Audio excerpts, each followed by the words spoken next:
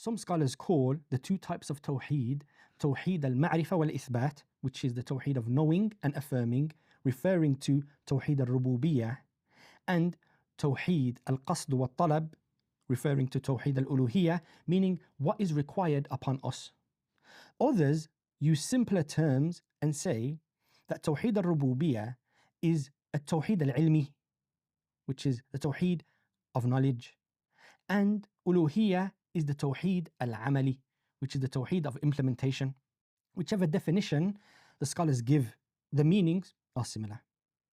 The scholars split Tawheed into a third branch due to the great deviance that arose in the early generations from the Jahmiyyah, the Mu'tazilah, and the Asha'irah that delved into the names and attributes of Allah subhanahu wa ta'ala with no knowledge and ended up either, as the Jahmiyyah did, negating all names and attributes of Allah subhanahu wa ta'ala.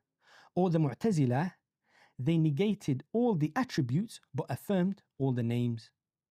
And the Ash'ariyah, they affirm the names but distort the attributes, meaning they give the attributes of Allah subhanahu wa ta'ala an incorrect meaning, which we will go through later inshallah.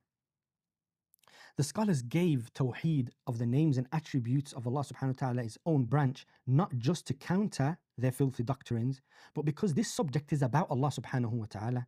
And we said that Tawheed is the reason why we were created. And part of the Tawheed is to know your Lord. So how are we going to know Allah subhanahu wa ta'ala except by His names and attributes that we have been informed of?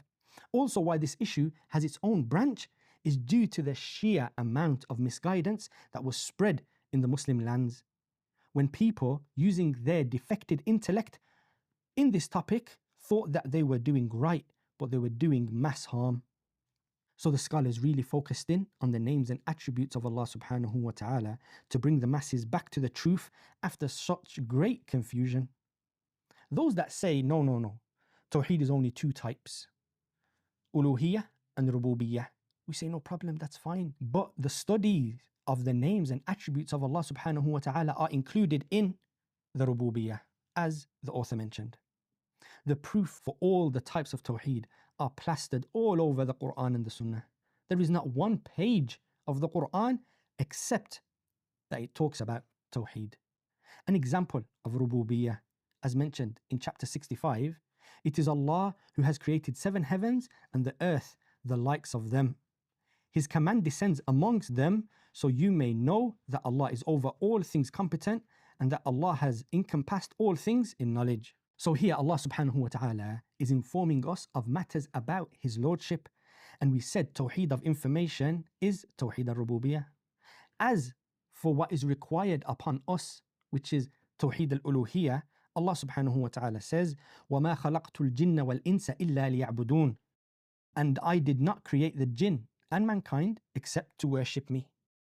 These two types of Tawheed are the purpose of creation and the reason why we are here. We are to know Allah subhanahu wa ta'ala by His beautiful names and lofty attributes and actions, and to single Him out in all of our types of worship. It is not enough for the salvation of a servant to just acknowledge that Allah subhanahu wa ta'ala exists, nor to just know that He is the creator, the sustainer, the provider and Lord of the heavens and the earth. But the servant must then direct all of his worship to the one they know that these attributes of lordship belong to, without associating any partners with Him.